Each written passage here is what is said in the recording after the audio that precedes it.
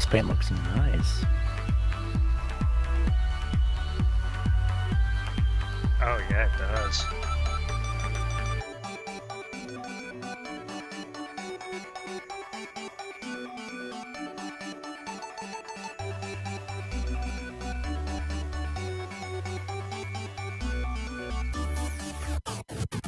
Ready when you Yep. are.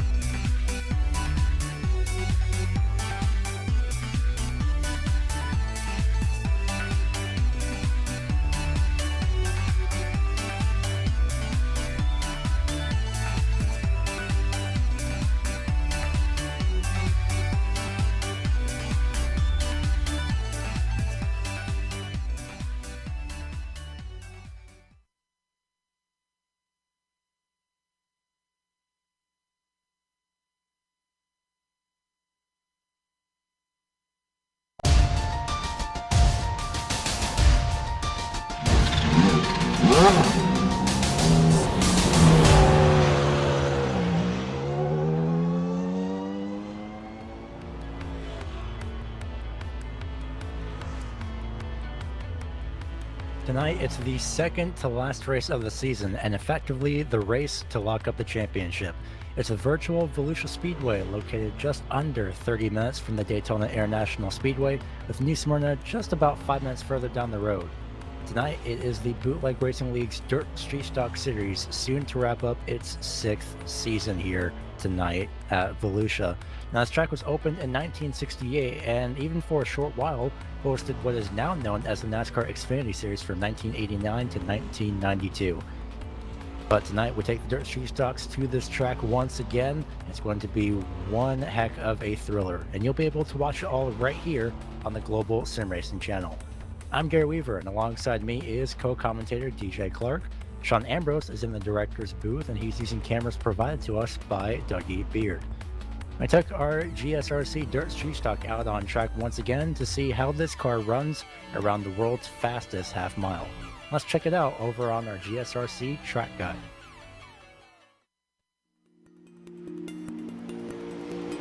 Welcome to Barberville, Florida and Volusia Speedway Park, a track that bills itself as the world's fastest half mile, as a sprint car holds the record around here at 12.5 seconds. That's even more incredible when you look at the track.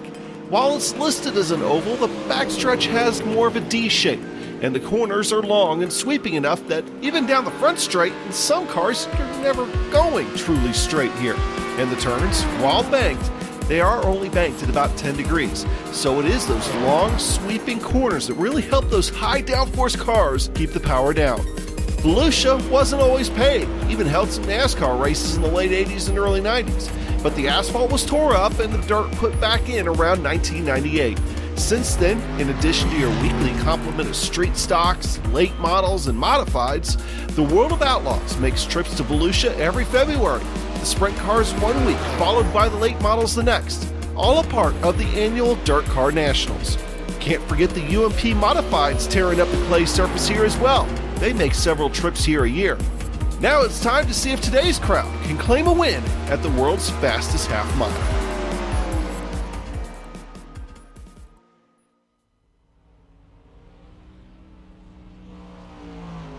And that is our GSRC track guide. And with more information here with Volusia Speedway, we hand it over to DJ Clark.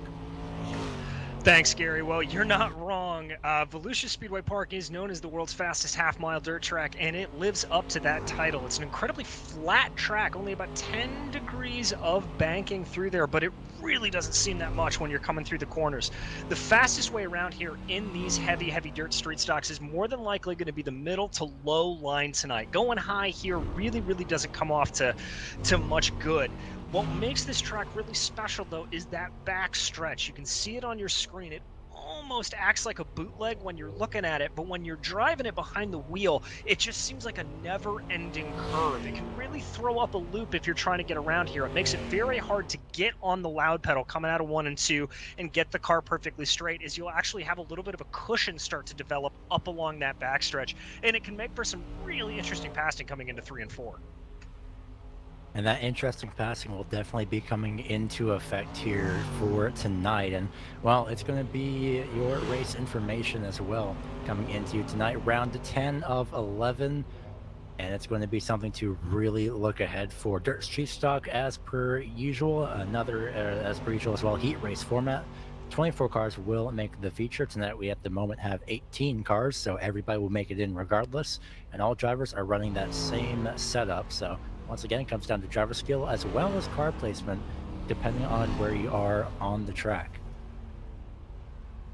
And now we're going to take a look. You mentioned it before, Gary, that championship standings, the top 5 here. Bobby Rafferty on top, 697 points.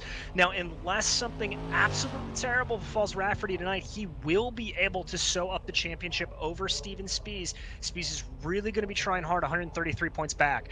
But the rest of the field, a little bit closer. Shepard right behind him, only about 13 points back, so that second place position is certainly up for grabs. Brandon Proudfoot, we saw him out of the top 5 the last couple of weeks, having missed some races earlier in the season. He has made an incredibly strong late run, winning some races, getting back into it. So don't be surprised to see him maybe try to challenge for that second by the end of the run. And then sitting just 4 points back of him, Chris Davis, who had a rough time out last week, but has put in a couple of really good performances.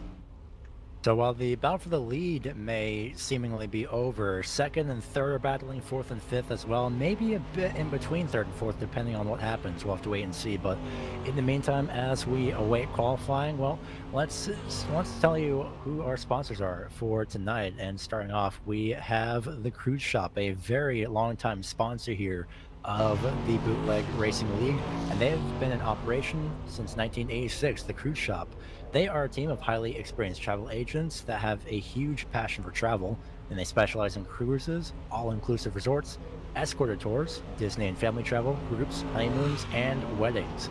They would love the opportunity to help you plan your next vacation. You can give them a call today at 260-755-6125 or visit thecruiseshopfw.com.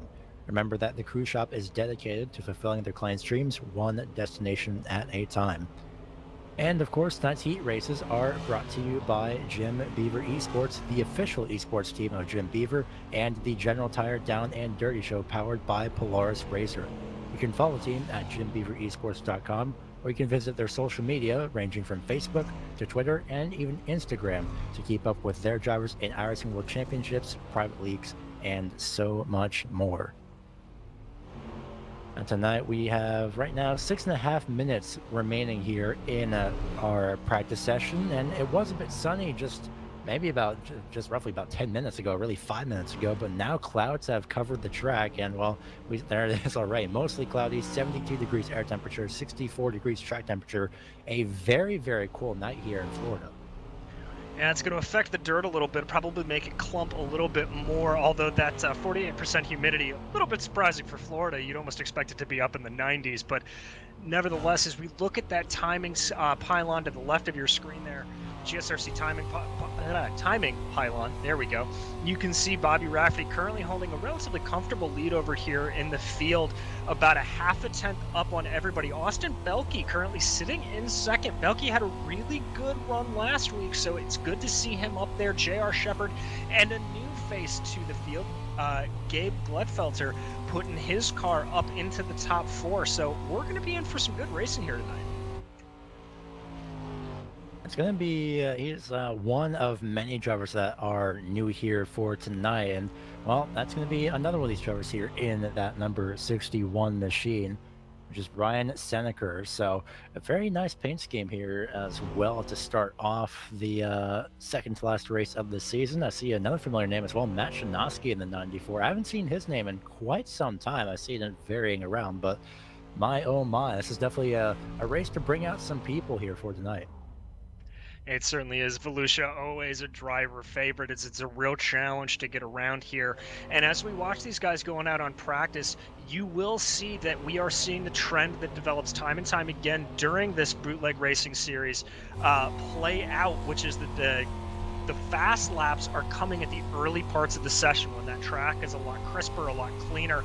Everybody really struggling to put down some times here. So I think when we get into qualifying, which is just over about 4 minutes to go until we get to that point, you're going to see everybody trying to jump out early, take advantage of the track. Running on board John Wilson, it's a very nice purple paint scheme here for tonight's event. It's going to be definitely a car that stands out. Nice mix of purple and gray, so definitely someone to set himself from the rest. Right now, he's going to try and set himself up in the top 10 here in these final just over 4 minutes of warm-up. Wilson running pretty consistent there in the 20.86s. His last 3 laps have all been in that range, but about 2/10 off the fastest time, and really a decent way, I'd say about 7 or 8 tenths back of what his best time is. As we watch Kenny Kibbe here, he's currently 5th, putting in some mid-range 20 laps right now. His best time almost a 20 flat. So Kibbe doing a good job there. You see him kind of testing out that crossover line a little bit, just playing with the corners, seeing what he can find, taking that car very far out wide as he comes across the start finish there. And the lap times involving Kenny Kibbe are absolutely incredible, or more around Kenny Kibbe, quite literally second to, by the looks of it, 6th place, all within, second to 8th place, all within 1/10 of a second of each other. And that is going to be something to very much look out for. Some separated by thousandths of a second, some separated by hundredths. So it is going to be a very, very close race here within about 2nd to 8th place, just by the looks of timing so far. Yeah, it's gonna be very tricky, but as we talked about, what makes Volusia so difficult on a driver's perspective is trying to figure out where to get that pass done. Coming off of that curved back straight, it's really tricky to get the timing exactly right. If you're going to go super low, you really got to hit that brake pedal, get the car to rotate around the corner as much as possible. And if you're trying to do something through turn 1, that's more of a standard corner. So I wouldn't be surprised if during the races, during the heats and the A main and B main, we see a lot more passing through 1 and 2 and more setup through 3 and 4. Riding on board, this is one of the Volusia's one of the dirt tracks where it actually has, double checking here just to make sure that I don't get this confused, it actually has the start finish line more towards turn 4. I was about to say more in the middle of the front straightaway, judging from, of course, the onboard camera of Bobby Rafferty, and it does give off that little bit of a sense that it's midway down the front straightaway. Nope, it's right there, and you still have the entire front straightaway to go. So, like you mentioned, DJ, 3 and 4, it's going to be a turn for setting up passes there for that exit of turn 4. It very much is, and remember, we've seen some of the races where that start-finish line is further down, so you saw some drag races to it. That's not really going to be happening when we cross to the checkered flag. You've got to be committed to that corner to make it work through 3 and 4 to get the pass done. You're not going to be able to go to a drag race to the start-finish. The thing is, that's going to be if even at all that drag race would be possible, you'd have to figure out and hope that your preferred lane, whether top, middle, or low lane, it's going to be the best lane, especially, and the least worn in, because you're going to need all of that available grip at the end of that race if you do try and get a position right off the corner. So the low lane usually seems like a viable option, but sometimes if you run that top lane just enough, you could also carry that momentum. So again, it all comes down to just how the track wears it. Exactly, and you can kind of see it starting to develop here as we tick under a minute to go here in this practice session. If we stay on here, you can see as they come through turns 3 and 4, that low line of good grip right there on the inside. Now that's the line that we saw Brandon Proudfoot last week working to perfection at Kokomo, being able to ride that low line of good, grippy, wet dirt that wasn't rubbered in. That's really the only way you're going to be able to take to that low line, is if you can get the left front tire down onto that. You can see there as we watch John Wilson, he got a little too far up the track going through that slippery stuff. You're not going to be able to hold the car, and you're going to find yourself sliding out a little bit too far.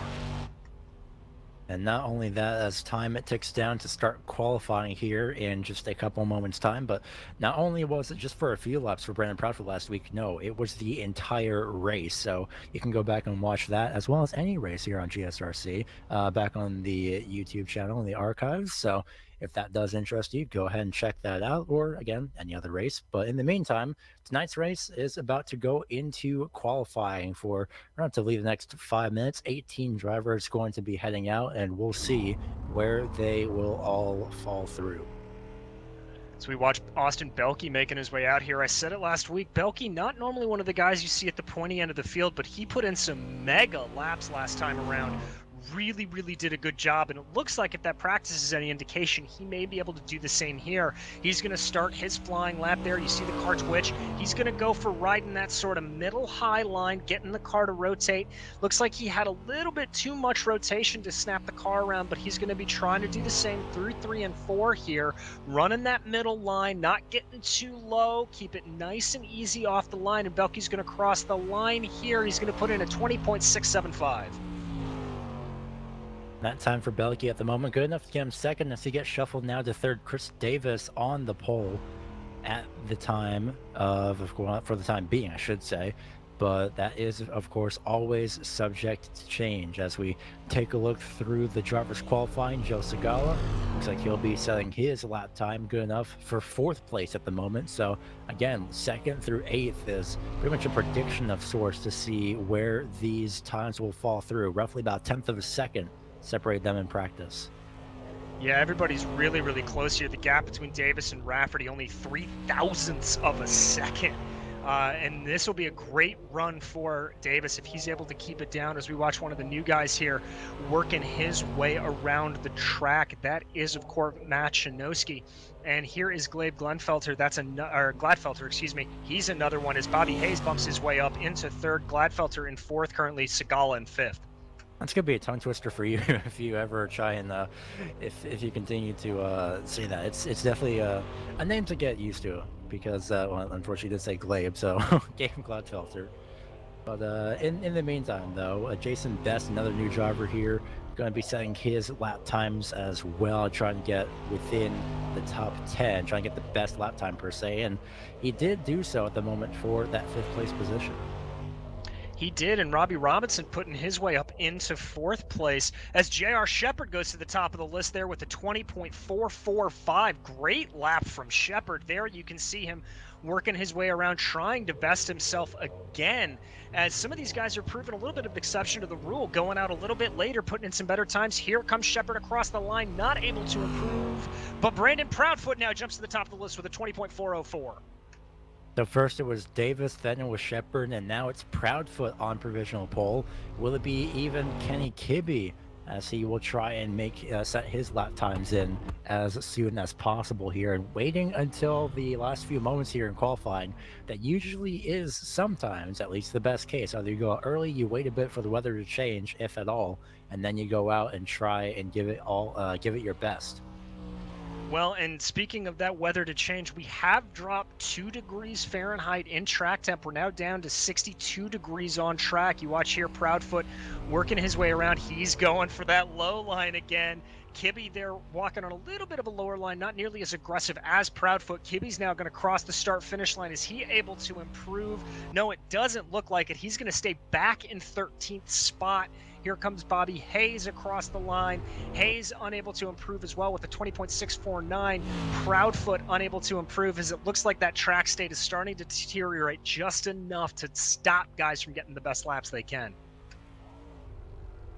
That pretty much might be all said and done for who's trying to get the best qualifying times and really setting the best qualifying times overall. As Bobby Hayes continues to make his rounds, unfortunately not faster that time by as Proudfoot pulls it into pit road. Very satisfied with all of his laps, and that is pretty much everybody qualified. So my oh my, what a qualifying session that was, and just in time as well as the lights just now start to come on.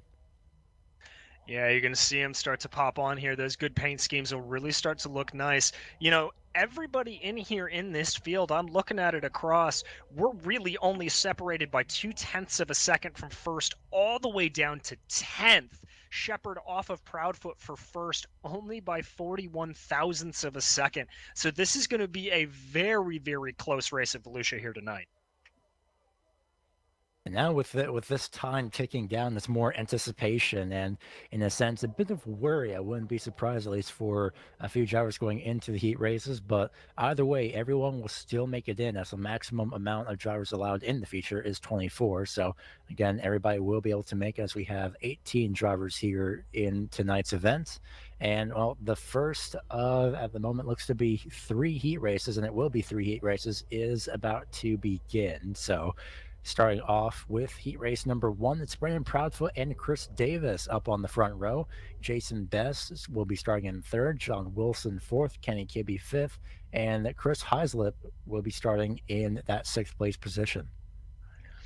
Well, and Gary, for this race, I'm going to be watching 2 things. I'm going to be watching the battle for the lead that's going to be going on between Proudfoot and Davis, specifically looking at what line Proudfoot decides to take off the start, if he goes inside or outside for that chosen lane position. The other guy I'm going to be watching is Kenny Kibbe back in 5th. Kibbe's been a pretty consistently good driver this entire season, so I think there's a definite potential he's going to be able to move up, certainly challenge John Wilson and Jason Best for that 3rd place transfer spot. That transfer spot will be essentially, in some cases, a key thing, at least to get yourself a bit of relaxation, get yourself the best starting position going forward.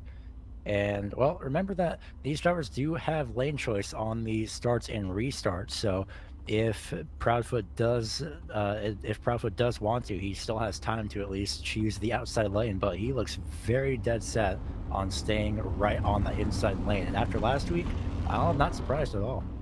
You read my mind. He made that inside little narrow strip of dirt work to perfection at Kokomo. Be interesting to see if he tries it here again. You can see as they come by, ready to take 1 to go to green, that slick line starting to develop. That's going to be just wide enough through 3 and 4 to get 2 cars by, I think.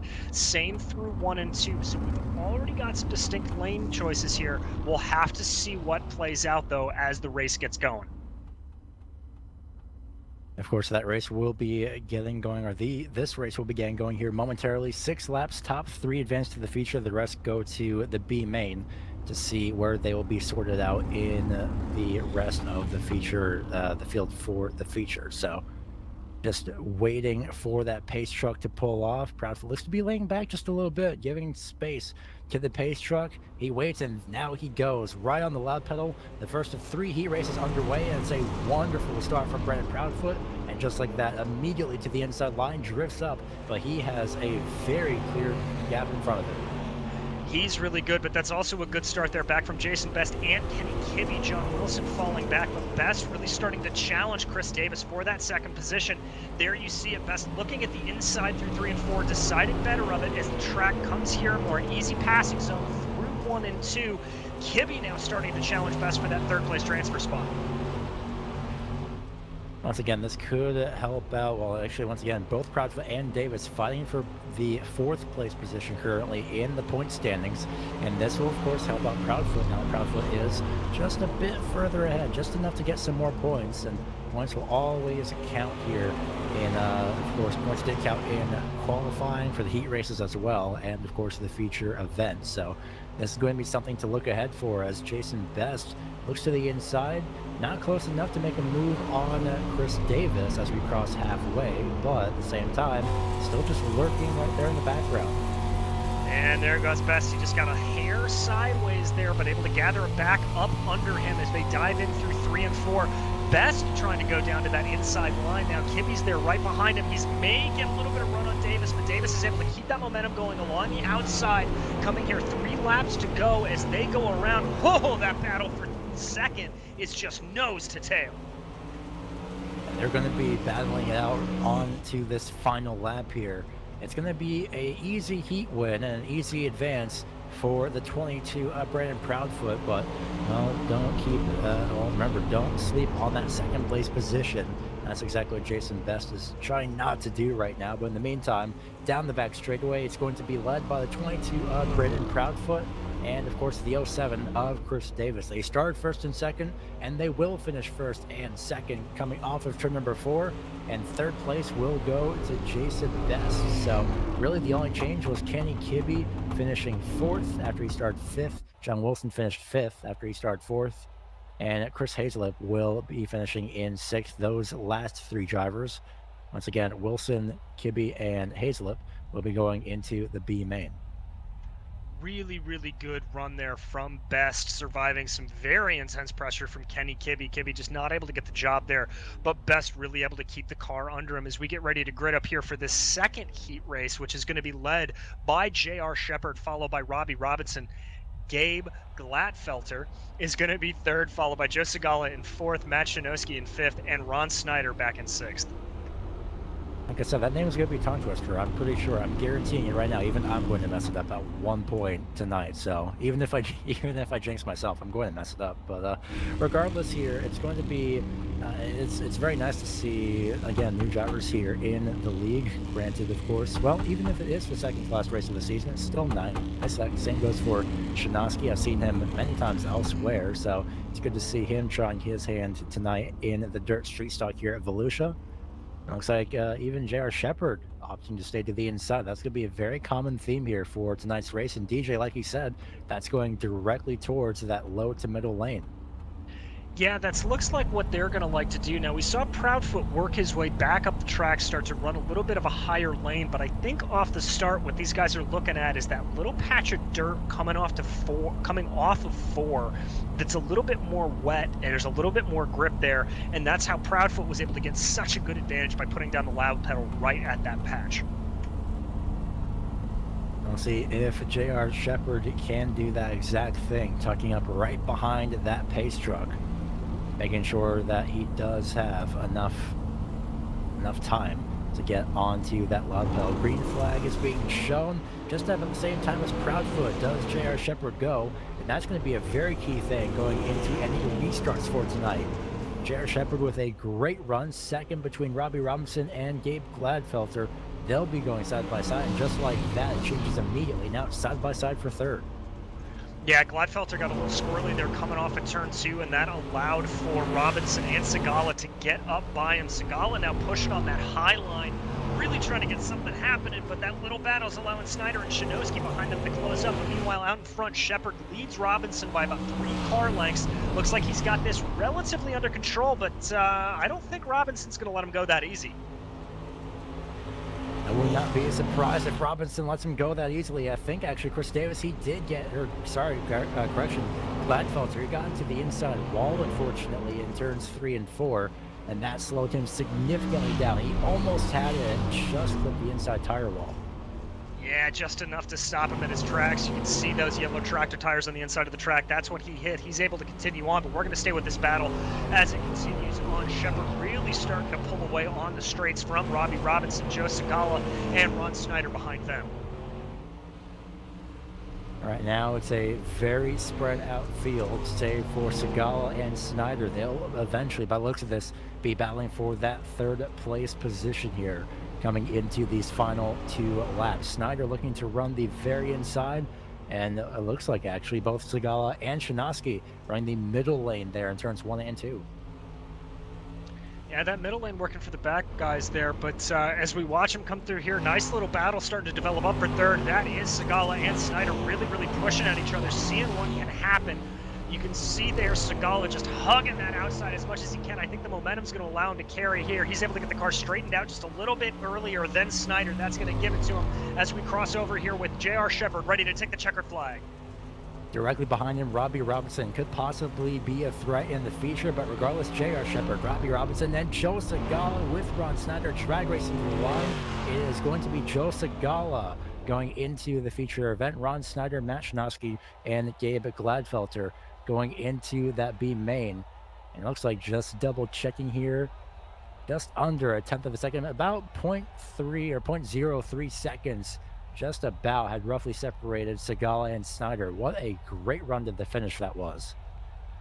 Really was good battling there from Snyder, able to actually get 2 wide coming through 3 and 4. So kudos to him, and hopefully that's a sign of what's to come in these later races. And that just might be the case. Bobby Rafferty starts off on row number 1 on that inside lane. Bobby Hayes up on the outside is once again, I believe for the 2nd time this season, just going off of my memory alone, the row of Bobby has returned as Steven Spees will be starting 3rd. Austin Belke will be 4th. with 5th place being Ryan Seneker and Todd Liston starting in 6th. Yeah, so this is going to be a good run, I think, to watch Austin Belke, see how he's able to do. Spees as well, back in 3rd. He is the closest challenger to Bobby Rafferty. He's got to get ahead of him in any way, shape, or form here in this 3rd heat race. That's going to be a key thing, trying to get ahead as soon as possible and as quick as possible. Bobby Rafferty, again, looks to be opting to the inside lane, not budging to that outside. Yeah, it looks like that's what everybody's preferred line is, being able to take advantage of that narrower exit off of 3 and 4 to get a good run. We've seen it across the board, all these guys running it, and it's worked to perfection for all of our leaders.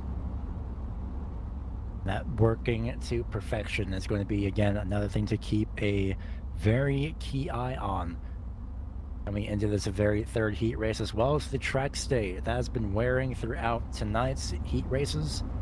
And I'll see if I can actually get a total number of laps, a rough total number of laps actually, on what the track is going to be going through before the virtual wire trucks and after the virtual wire trucks take to this track. In the meantime, though, Bobby Rafferty, 6 laps, goes at exactly that pit entry point, and that's, again, going to be something to very much keep an eye on if we're restarting up on the outside lane, or even starting on the outside lane, which Bobby Hayes may already actually have down up on that outside, as he just was able to stick with the 7 of Rafferty.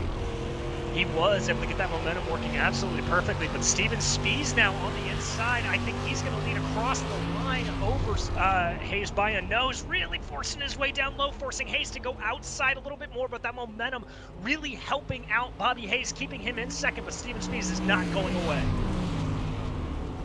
Right now, Steven Spees wanting to challenge for that, wanting to get any, again, possible points to at least secure himself a 2nd place position in these point standings.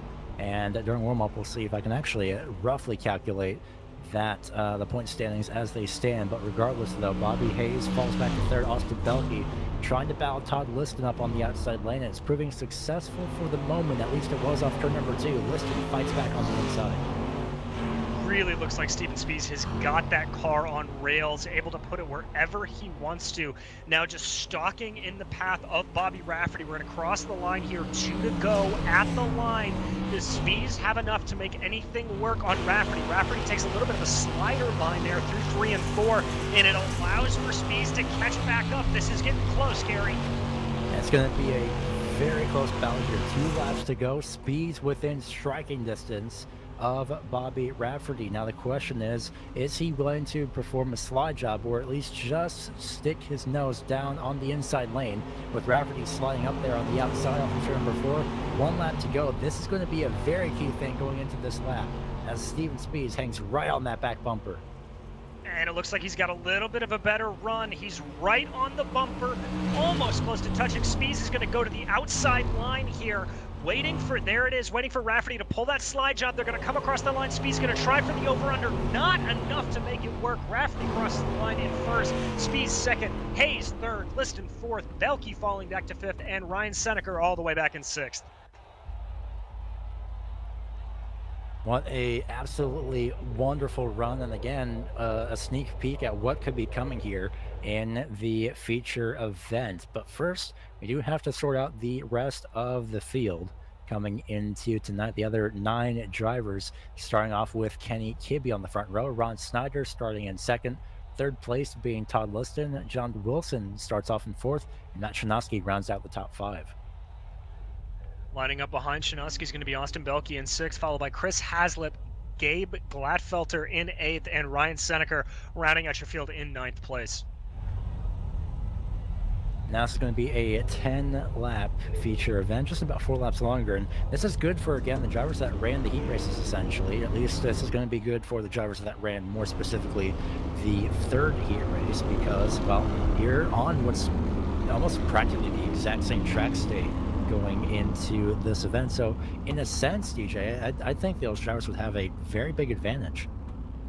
I think they would too, but never say never in this. Kenny Kibbe leading from the pole position in the B main. He's going to want to be watched out for, as he looks like he's going to stick with that inside lane choice that we've seen absolutely everybody taking. Nobody opting to change strategy up and go to the outside. Coming into the B main event. Once again, double checking everything and anything and everything in terms of the point standings. And it looks to be, just to double check, well, it's still relatively the same, just a few points differences here and there. So we'll go over that during our warm-up. In the meantime, Kenny Kibbe will stay on the inside lane and just choose not to budge. So again, taking a huge note from what has been happening the past 3 heat races. Yeah, it's exactly what he is looking to do here, trying to keep that line as low as possible as the pace truck pulls in and we're ready to go racing. Kenny Kibbe looks to appear to wait just a couple feet more before going out and away, but regardless, he does get a gap, at least for the meantime, though, trying to look to the insides of the 87 of Todd Liston, and unfortunately he'll just over-rotate and unfortunately get tagged by Shinoski. Both drivers hang on to it. Ooh, great drive in there from Liston and Shinoski to keep that car pointing forward. We start here. There's still a little bit more contact in the back, as that's Wilson and Liston getting into each other a little bit. A lot of bumping and rubbing in the early stages of this B main. Of course, for dirt track racing, it's always a common thing, especially when you have cars like these dirt street stocks where you have so much to work with. Almost essentially, well, about less powerful versions than really even the limited dirt models here on the iRacing service, and it's something that is absolutely incredible. So Kenny Kibbe pulling the gap. Meanwhile, Ron Snyder and John Wilson, and while again, pretty much the entire rest of the field battling for second place. Very, very close. Wilson gets a little bit squirrely. That's going to force Liston up into the back there.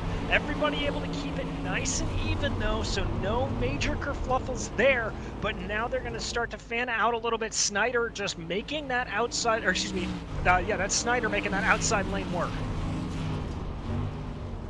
The outside lane coming into effect here. Again, possibly what we could be seeing by the end of the feature event. John Wilson gets around up to second place as Kenny Kibbe continues to set faster and faster lap times.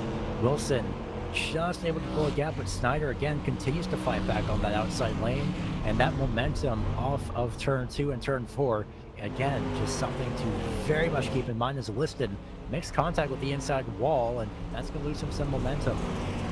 That is, and watching on that last lap, you saw John Wilson get a little bit over-rotated coming off of turn 4, that in turn allowed for Ron Snyder to catch up but have to check up at the same time, as flying around the outside now behind them, that is Austin Belke in a very, very fierce battle with Todd Liston. These guys in second through fourth really putting on a good show. Liston and Belke doing both doing an incredible job at battling for the 4th place position here. As Liston gets an entire car length out in front, Belke tries to run the top side, and again, throughout all this, just in case you forgot, this is the race for second place. Kenny Kibbe is all the way up the road, just about almost 2.5 seconds up the road at the moment, about almost 2.4 seconds, leaning more towards that. Yeah, Kibbe very much has this hat in hand right now, just running a very, very solid race. But what's interesting to see is how these lines are starting to develop here as the field starts to spread out a little bit, the side-by-side starting to go away. What you're really seeing is anybody that tries to run a low line through 3 and 4, they are forced to take a modified slider line, just unable to hold the speed down on that low side. Certainly something to watch in the later stages of the feature, and something we can keep our eye on here as well, as Kibbe goes by there with 1 lap to go. That is the white flag. Indeed, it is 1 lap to go. Kibbe will be starting a projected 10th place position, so a top 10 starting position for Kenny Kibbe, as the other 9 drivers have qualified through heats. Kenny Kibbe secures that 10th place spot as he crosses the start-finish line. 2nd place, John Wilson. 3rd place, Ron Snyder. Todd Liston, Austin Belke, Chris Heislip, Gabe Gladfelter, Matt Shinoski, and Ryan Seneker round out the rest of the field from about 4th to 9th, respectively. Yeah, Gary. So there you really saw everything that we were talking about. Now we have the water, the virtual water trucks come out, put a little bit more water onto the track. That's going to help everybody out. But now in this 5-minute practice session, this is a chance for all of these drivers to go get another feel for the track, see what's working, see what's not, and put that knowledge to use as we get ready for the A main. Meanwhile, going into the A main, I should clarify this, more of a rough estimate, but regardless, Bobby Rafferty at the moment looks to have. I should actually probably double check this just to be sure. In the meantime, for points, points are confusing sometimes. You never really know. This is throwing me off. So coming into this race, Bobby Rafferty was 697 points. He's currently at 709 points. That seems normal. Steven Spies was coming into this race with 564 points. He currently sits at 571 points. That's exactly what threw me off, but either way, J.R. Shepard still within striking distance of Steven Spies, with J.R. Shepard being at 564 points. So between those two, they still have enough, they pretty much have a 7-point gap, so about 3 or so positions, just off the top of my head, enough to pretty much change that. Proudfoot and Davis still battling for 4th in points going into the A main. 539 points for Proudfoot. Davis at 531. 8 points separates them. So at that point, those the qualifying, the heats, they've all pretty much secured the fact that this is now 2 different individual battles. It is, and it's a storyline we'll have to keep in check on as the race goes along. But as we look at the fast guys here, little bit of surprise, Bobby Rafferty all the way back in 6th, not really able to put in that fast of a time. Bobby Hayes, Steven Spies, J.R. Shepard, and Chris Davis, your top 5. So that's a very interesting top 5, and very, very surprising not to see Rafferty or Proudfoot up there. Proudfoot back in 7th. Especially with this fresh track state, and while that might pretty much be the answer is the fact that it is, well, a fresh track state.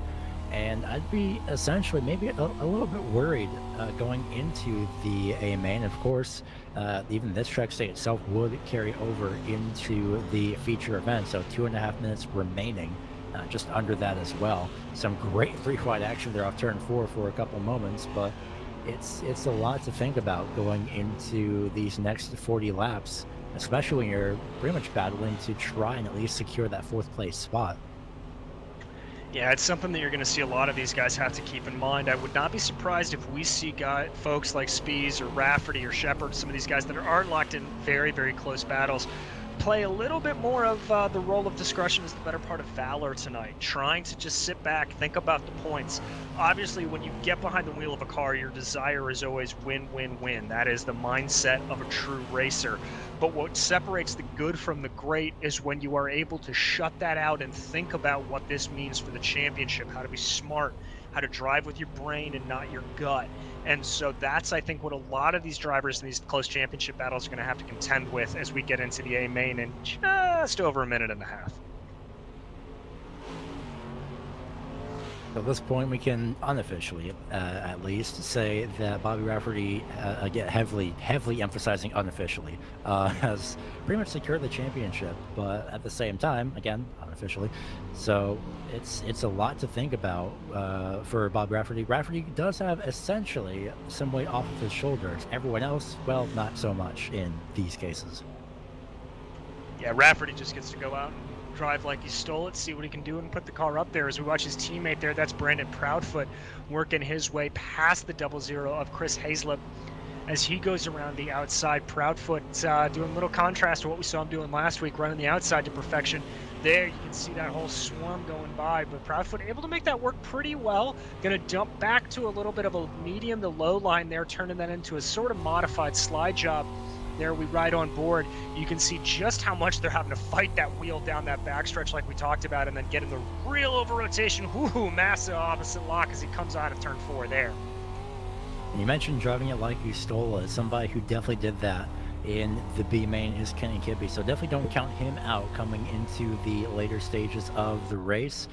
And well, it looks like he's just enjoying his time in pit road after running into the outside wall in turn 2, unfortunately. But in the meantime, though, final 3 seconds remain in warm-up, getting a little bit more time for some drivers to set in their lap times. But that pretty much won't matter because the field has already been set, and you will figure out, and you'll see actually, who they are once we get to our starting grid for this 40-lap main event, fully under the lights here at the virtual Volusia Speedway Park. Front row, and starting off in the first place position, it is J.R. Shepard. Brandon Proudfoot still on the front row, however, is J.R. Shepard. He starts in second place. Bobby Rafferty will be third. Fourth place is Chris Davis.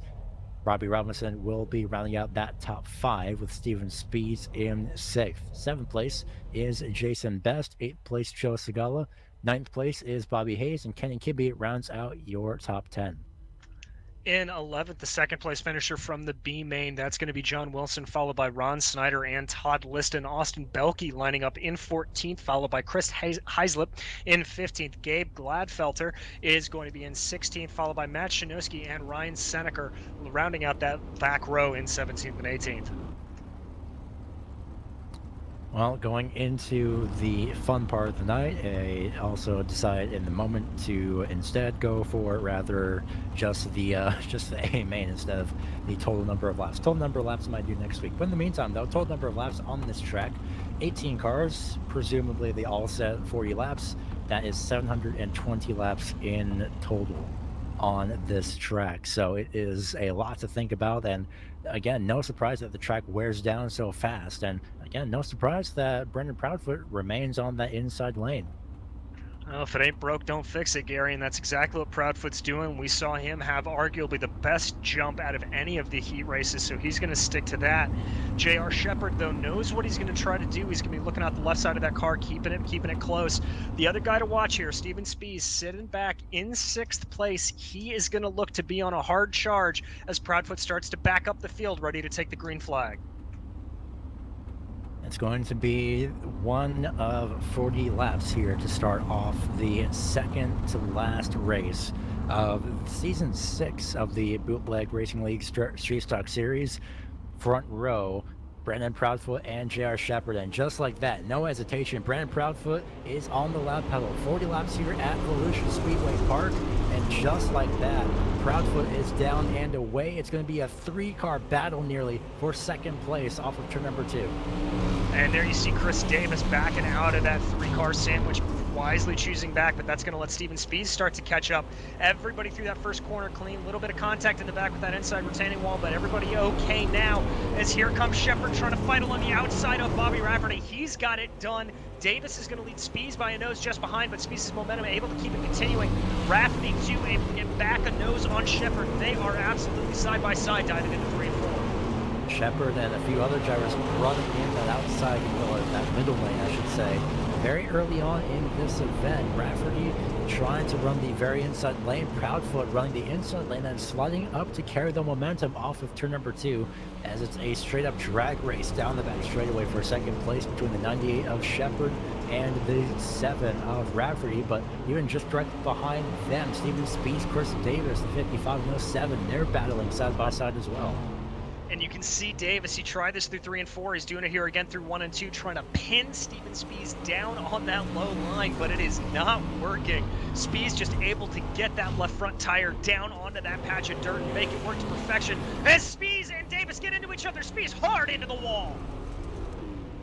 And it's a huge crash in the first caution, 5 laps in. Spees at this point almost pretty much immediately out. He's able to actually get back going after going back onto his wheels, but hard contact after contact between the 07 and 55. It's just getting too close for Chris Davis, unfortunately. That's just purely racing there, and Spees, oh man, as well, getting collected, unfortunately. And oh man, I feel for Spees, and that pretty much may settle it as, man, just nowhere to go, unfortunately, for another driver that had actually made some contact. That was Bobby Hayes. Should be able to see him at some point, but man, Bobby Hayes nowhere to go throughout that crash, and that car's looking like a pure modified right there. It very much is, and that was what we were talking about as they got into each other. Davis running a really, really smart strategy, forcing Spees to go super, super low, but Spees just carrying a little bit of momentum off the corner. It's a racing incident. It happens in dirt racing, but very heartbreaking for Steven Spees. He is, however, going to get out. It looks like he is going to be able to take that faster pair, and I think stay on the lead lap. So Spees is not completely out of contention here just yet. Yeah, he's definitely still in the lead lap, but he's got a very, very lucky break that he was able to get that car back going after it landed on its wheels. So for Steven Spees, like you mentioned, DJ, he is not out of contention. So, but at the moment still, as it is on track, Davis does, actually, I'm getting two drivers confused here, actually, rather. Jared Shepard will be having that second place position in the point standings as it currently stands. That is, well, of course, pending anything after the race. Exactly, so that is what that's going to shake out to, but this is a tricky track, Gary, and anything could happen. Shepard currently lining up in third behind Brandon Proudfoot and Bobby Rafferty.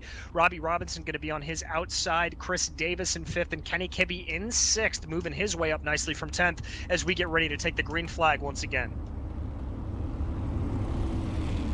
Now just waiting for the pace truck to pull off. Teammates on the front row as we await to start the near second quarter of this race. Proudfoot goes, what looks to be a little bit later, maybe trying to have Bobby Rafferty hold up the outside lane so Shepard doesn't get by, but regardless, top three, all single file. Rafferty looking to challenge for first place. He holds up just a little bit, moves farther down the inside lane, and Jared Shepard at this point can only watch on.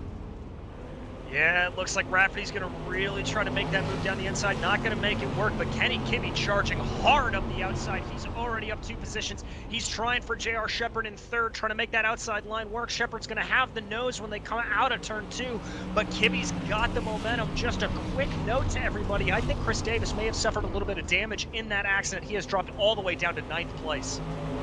Chris Davis for sure did get some contact, unfortunately, what looked to be on the right side of the car, so hopefully that's not too much to affect him later on, but at the moment it definitely does seem to be so. 30 laps to go, 29 laps to go once we cross the start finish line once again this time around as we ride on board Jared Shepard, taking a look back at Kenny Kibbe, looking right there on that lower lane for that third place position that the 98 currently sits in. And in fact, it might be second place because Rafferty has opted to go back down to the inside lane, and that's going to put him within the clutches of J.R. Shepard.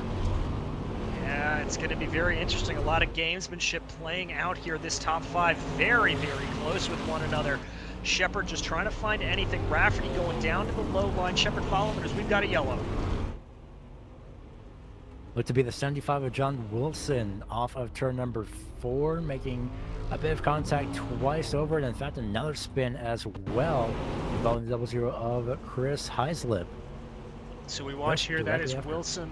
That is Wilson in the purple 75.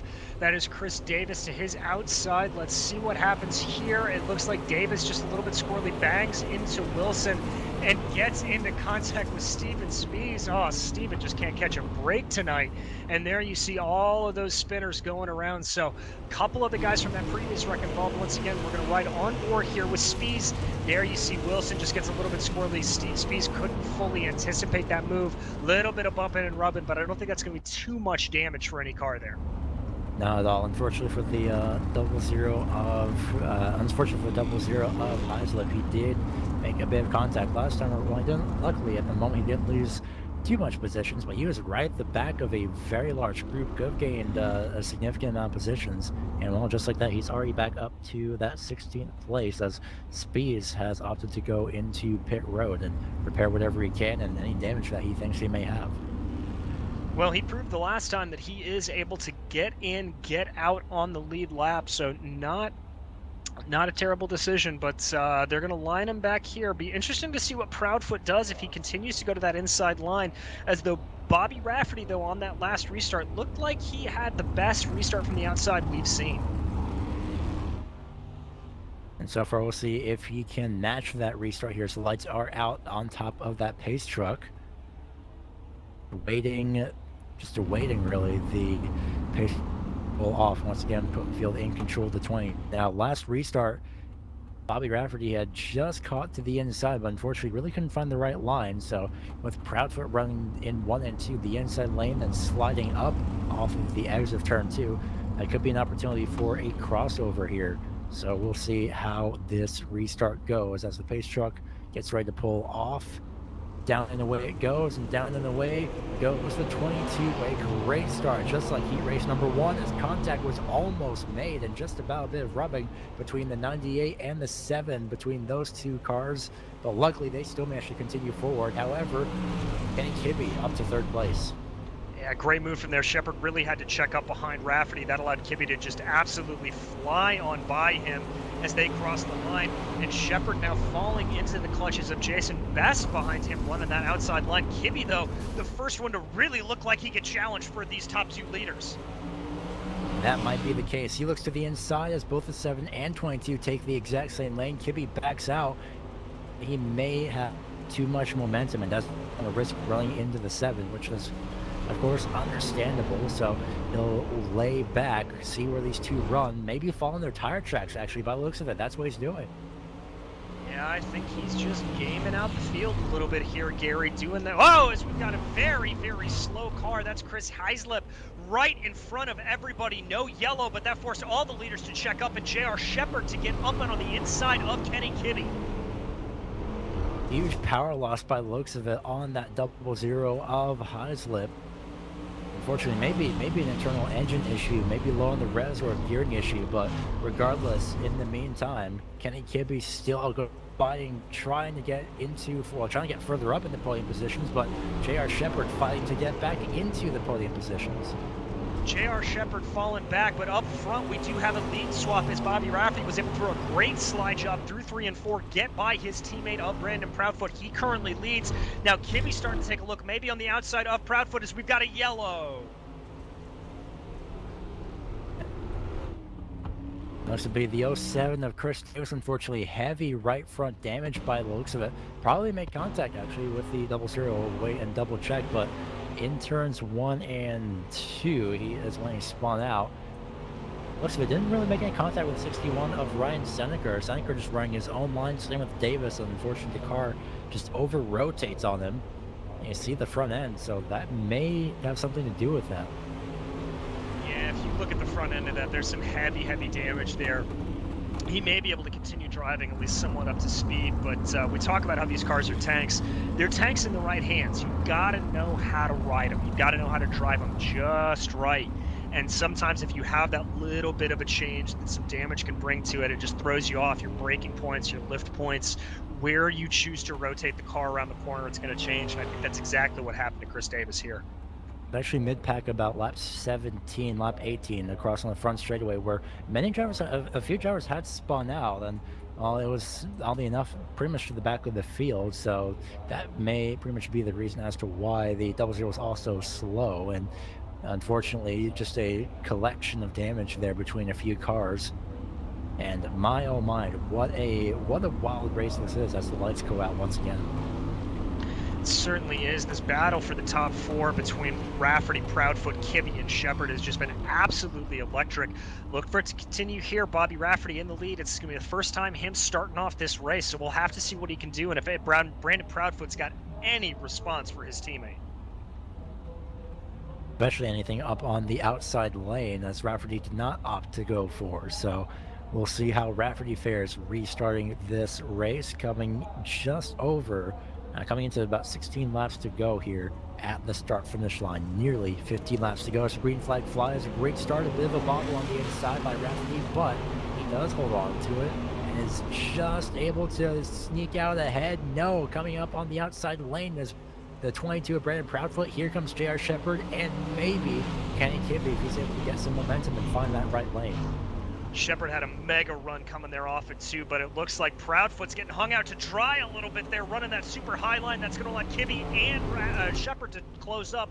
Shepard and Kibbe backing off a little bit. That's Jason Best again closing in, now making this really a 4-car battle for that second position. Kibbe forced down on the inside ahead of them. Proudfoot now just following in his teammates' tire tracks, trying to find something or anything, but the battle here now for third really starting to spice up. Right now, this is just for at this point now, the final spot on the podium. J.R. Shepard in third, fourth place, Ken Kibbe, fifth place, Jason Best. While front two runners are going to be actually stacking back up once again as the caution comes out. The 87 of Todd Liston off of turn number 2 at a quick spin. We're going to jump back to a GSRC replay here to check out what happened. You watch as they all make their way here through the corner, following Liston there in that black and yellow machine. Comes around, maybe a little bit of a tag there from John Wilson on his inside. He just over-rotates Wilson, doesn't anticipate it, just gives him a nice little love tap, and that's going to send Liston right around. Pretty much again, the common thing here of having, well, pretty much of having street stocks here, well, dirt street stocks essentially. So it's definitely, in a sense, sometimes a common case, more of an unexpected case. We'll go with that, as Todd Liston may be going in to get a quick repair, as he does have one available. Drivers do have one available if they do need it. So Liston has some suspension damage as well, trying to find the right pit area. But in the meantime, he does have time if he does have time to get out and away. But back to my original point, though, is that it's not exactly a common thing. It's more of an unexpected thing with racing incidents. You just don't expect it, but it's not exactly common enough that it's really intentional in a way. No, it's very much a thing of when you're driving dirt, and it's not just these street stocks, truly. It's any sort of dirt car that you have. It's a lot more unpredictable than running on pavement. There's a lot more variables to take into consideration. And so you've just got to be heads up about it. But we're lining up here, ready to go green again. One thing I want to mention very, very quickly, he started to pop into the screen on that last run. Steven Spies, Gary, all the way up to 7th place. Steven Spies, after some contact earlier, utilizing his fast repair, able to get back up into that 7th place position, and this is going to greatly benefit him, and he will be able to challenge J.R. Shepard for that 2nd place in the points. 10 laps to go at the start-finish line on this restart, and it's a great start by the 7 Rafferty, but going off of the last restart, there it is, the outside run by the 22, not able to get it as good this time. No, that's going to have the opportunity for J.R. Shepard to get to 2nd. Nothing doing as of yet. And Proudfoot looking like he's going to throw a slider, but just not quite enough momentum to make it work. They're going to line up single file here. Spies now all the way up into 6th place. He's going to power on by Jason Best. Gets into Kenny Kibbe, has to back off a little bit. Not enough damage to cause anything, but Spies is on a flyer here, Gary. Great racing going on through the midfield as Spies had to check up to avoid running into the back of Jason Best. To look to the inside, a staggered 3 wide off turn number 4, and now definitely for sure a 2-car battle for that end of the top 5. He sees that 98 up ahead of him. He's just hoping that he can just have enough, pretty much just have the best run and the best 10 laps that he can to get past that number 98 machine. And back up front, you can see it there. That is Brandon Proudfoot just stalking in the path of his teammate. Bobby Rafferty trying to find something, anything by J.R. Shepard going super low there, now trying to cross it up on the backstretch, looking for anything to have happen. Nothing really doing yet. These guys may just be saving a little bit as the track goes away. You can see how hard it is to keep it on a consistent line through the corner as we have rubbered in so much of the track here tonight. And Shepard looked to go to the inside lane on the back straightaway. He did have space, but the reason that he backed out was, well, judging even from my own experiences, that he just didn't really want to push the issue. He didn't want to risk making contact with the 22, spinning him out. So it's a very wise move by Shepard to just hold up, fall back, and then just wait for the few moments that he can. He does have 5 laps to go and 5 more laps to challenge for 1 or 2 positions here, depending on how things go. But, well, Brandon Proudfoot does have the opportunity to still get the win from Bobby Rafferty. 4 laps at the start-finish line. He does. Behind him very quickly, Steven Spies has gotten around Jason Best. That bumps his up to 5th place as you watch there. Shepard and Kibbe really, really going at it. That may fall them back into the clutches of Spies. Counting down the laps here, though, Gary. We're getting in really close. It's now or never time for any of these drivers. He's getting really close to the back bumper of Kenny Kibbe. He is sending it into the corners with as reasonably as possible and still just enough to keep momentum. Shepard gets tagged around by Kenny Kibbe in turns 1 and 2, and that's going to bring out the caution, and I believe that will pretty much be, yes, it will be the end of the race under caution as we now come to 2 laps to go, DJ. Oh, you can see it there. It looks like Shepard just got a little bit over-rotated with his assist from a bump from Kenny Kibbe. Leaves him in the wall. That'll drop him way down the order and way down the point standings, Gary. That's going to be disastrous for his second-place battle. That puts J.R. Shepard behind everybody in the top, well, pretty much everybody in the top 4, in a sense, here in the point standings. So behind Rafferty, Spees, Proudfoot, and Davis. So heartbreak for J.R. Shepard. He was doing so well as well, unfortunately, and he unfortunately had gotten tagged there. So again, it's a part of dirt track racing as we come down to the white flag under the caution lap here. So Bobby Rafferty will grab his 6th win of the season, and I may have lost track at this point, but I believe the 3rd or 4th time that teammates, both Rafferty and Proudfoot, have been on the podium. Kibbe gets 3rd place. Wow. That's a really mega run there from Kibbe.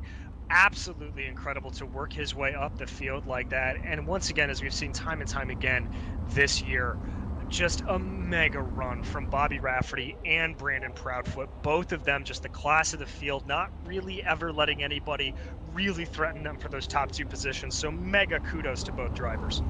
Checkered flag and getting pushed across the line is Bobby Rafferty. Brandon Proudfoot 2nd place.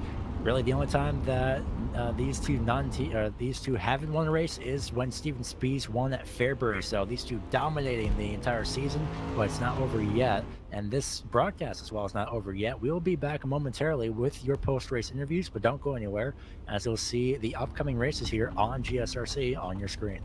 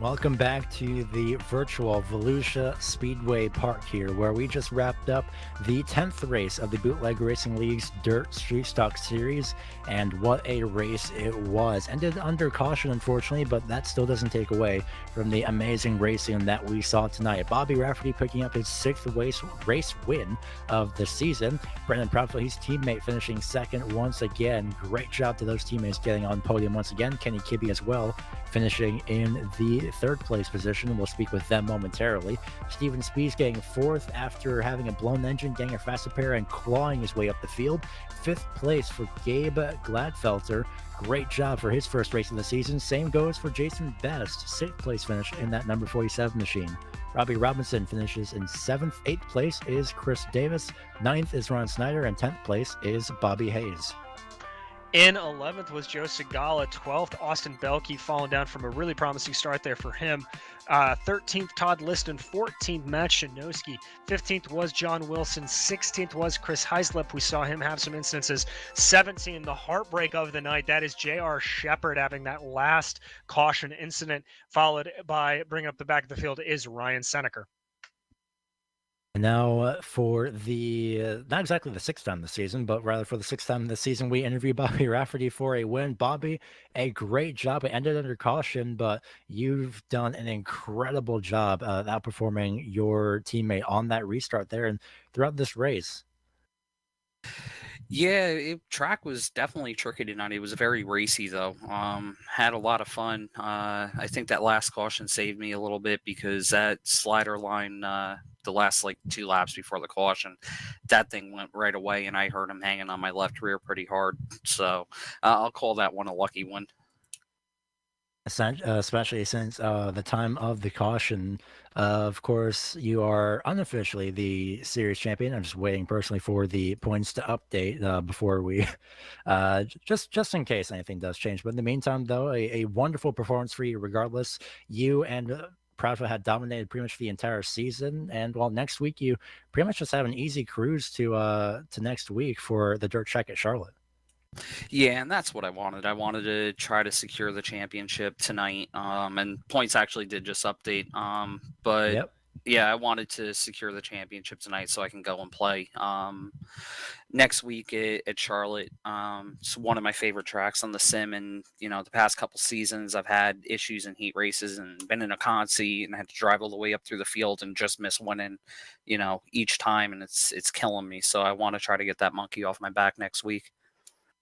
Hopefully that will be the case. Before we go ahead and let you go, well, you know the deal at this point. Go ahead and shout out anyone who helped you for tonight. Of course. First and foremost, before I even get to the sponsors, I got to thank my wife for putting up with all the sim racing stuff that we do and let me have a little bit of an outlet here since we sold the race cars. So big thanks to her. For sponsors, of course, Fistful of Bourbon. We won't even go with winners get whiskey this week. Champions get whiskey. And then, haven't been giving you guys a full sponsor list, but I will this week because all these guys help us put this deal together. General Tire, Polaris Razor, Vision Wheel, Rigid Industries LED Lighting, Dirtfish, GSP XTV Axles, Gibson Performance Exhaust, Acronis, Sans Racing Fabrications, 07 Designs with Matt Everhart and Chris Leone and the Motorsports Drop. We couldn't do what we do without all these great partners. So just a huge, huge thank you to all those guys. And we thank you for your time as well, Bobby Rafferty. Congratulations on getting your second championship in a row and third championship here in the Bootleg Racing League's Dirt Street Stock Series. Thank you very much, guys. And I'll definitely say this just in closing. Watch next season, because next season I think it's going to be wide open with guys like Brandon and Kenny and Chris. We've got a lot. Steven, even JR tonight, look at how fast he was. There's a lot of heavy hitters in this league. There's a lot of guys that got it figured out. I don't think I'm walking away with anything next season. It's going to be a lot of fun. A very challenging next season as well. Thanks for your time. Thank you, guys. Have a good one. Well, that is Bobby Rafferty, driver of the number 7 2020 Season 4 Dirt Street Stock Series champion by 147 points. We'll get to that later on, but DJ Clark is standing by with Rafferty's teammate, Brendan Proudfoot. Brandon, it looked like you were the only guy that could challenge Bobby the entire night. Both of you just trading laps back and forth. How was it out there? Real racy. The track was pretty much the slider line the whole night, but as with you've got almost a 20-car field doing that line throughout the night, it changes quick on whether or not you got to really stay out in the throttle and get it to project, or if you got to keep your big toe on it and just kind of ride throughout the corner. It's a lot of graduation throughout the track, and it makes for some interesting lines. Guys have to keep up with it every lap. Yeah, Bobby was mentioning that he was really, really scared about you to be able to throw a good slider on them there with about 3 laps to go. Kind of got saved by that last caution. Do you think you could have had him if it had stayed green? I definitely think I would have gotten at least the inside fender in there. Those last few laps there, I was actually quicker than him just running through the middle. That way I wasn't arcing myself so much through the corner. It was giving me a little better straightaway. But that car that's ahead of you, as long as if you're not completely side by side with them, they've got priority of lane, and all he has to do is close that angle a little bit, and that was getting rid of the straightaway. So I definitely think it would have been close, that's for sure. Well, I, for one, am a little disappointed that we didn't get to see it. But Brandon, before we let you go, you know the drill. Anybody you got to shout out, sponsors, all of that. Of course. Fistful of Bourbon, General Tire, Polar Star ZR, Vision Wheel, Rigid Industries, Dirtfish, JSP XCV Axles, Gibson Performance, Acronis, SimRacing Fabrication, 07 Designs, Chris Leone, Motorsport Drop, Grandpap, Mom, Sister, Girlfriend Downstairs, Lowell, and all the guys over here keeping this league going, and you guys for doing the broadcast. Well, thank you, Brandon. We appreciate it, and congratulations again on a second place tonight. And finally, Gary is with our third place finisher, one of our hard chargers, Kenny Kibbe.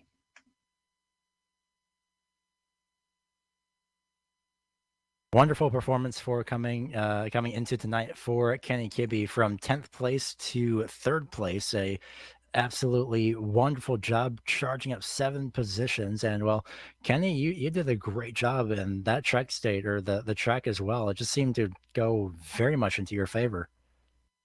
Yeah, Volusia is one of my favorite tracks on the dirt side, and just really struggled. I think I was running the wrong line when it came to qualifying, and really put myself in a bad spot early on. So then the heat races are so short, really hard to make up enough ground to get to advance with the field being so even. So yeah, put us back there, but I knew we'd have decent race pace. So got lucky on a few restarts being on the top side, which was preferred for me anyways. And before you knew it, we were up there fighting for the top spots. But want to apologize to J.R. Shepard at the end. He was backing up the entry to the turn 1, and I was driving in just a little too hard a couple times. And one time I was playing with fire and it bit me and got into him. I hate that happened because he just definitely deserved 3rd at least.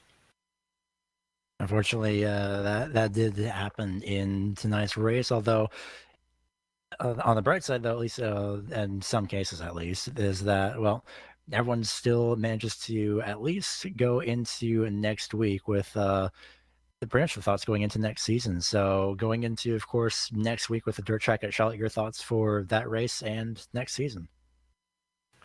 Yeah, Charlotte's a decent track for me. I'd say Volusia here is probably my favorite. I'd say Charlotte is definitely top half, at least as far as my favorite tracks. I like that you can run multiple grooves. It's going to be interesting to see which groove prevails as the track wears out and that kind of stuff. So hopefully we can qualify a little bit better next week and not have to fight so hard through the feature to get up towards the front.